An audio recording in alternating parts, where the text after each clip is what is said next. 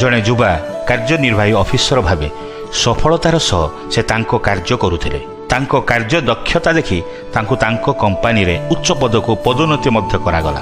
ତାଙ୍କ ଦରମା ମଧ୍ୟ ବୃଦ୍ଧି ହେଲା। ନୂଆ ଦାୟିତ୍ୱ ଓ କାର୍ଯ୍ୟ ପାଇଲା ପରେ ସେ ଗୋଟିଏ ନୂଆ କାର୍ କିଣିଲେ। ନୂଆ କାର୍ କିଣିଥିବାରୁ ଅତି ଯତ୍ନର ସହ ଚଲାଉଥିଲେ, ଯେପରି କାର୍ରେ କିଛି ଦାଗ ଲାଗି ନଯାଏ।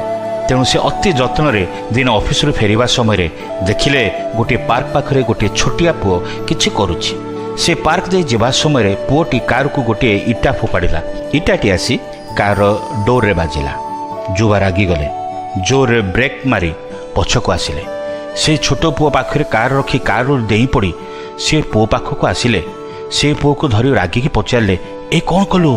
କାହିଁକି ଇଟା ଫୋପାଡ଼ିଲୁ? ଦେଖ ମୋ କାର୍ କ'ଣ ହେଲା? ସେଇ ଛୋଟ ପୁଅ ଡରି ଯାଇଥିଲା। ଅତି ଶାନ୍ତ ଭାବରେ କହିଲା, ଆଜ୍ଞା ମୋତେ କ୍ଷମା କରିବେ, ମୋ ପାଖରେ ଆଉ କିଛି ଉପାୟ ନଥିଲା।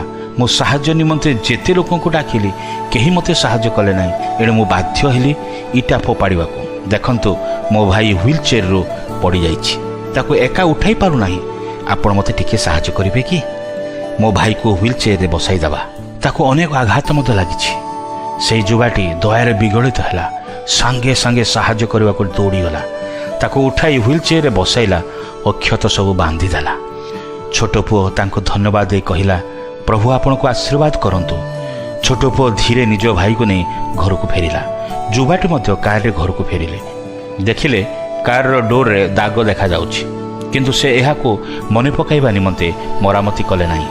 ସମ୍ବାଦଟି ତାଙ୍କ ପ୍ରତି ଏହା ଥିଲା, ଜୀବନର ଦୌଡ଼ରେ ଅନ୍ୟ ପ୍ରତି ଟିକିଏ ଦୃଷ୍ଟି ଦିଅ। ଈଶ୍ୱର ବାଇବଲରେ ଏ କଥା କହନ୍ତି, ଯେ ଦରିଦ୍ରକୁ ଦୟା କରେ ସେ ସଦାପ୍ରଭୁଙ୍କୁ ଋଣ ଦିଏ, ପୁଣି ସେ ତାହାର ଉତ୍ତମ କର୍ମର ପରିଶୋଧ କରିବେ।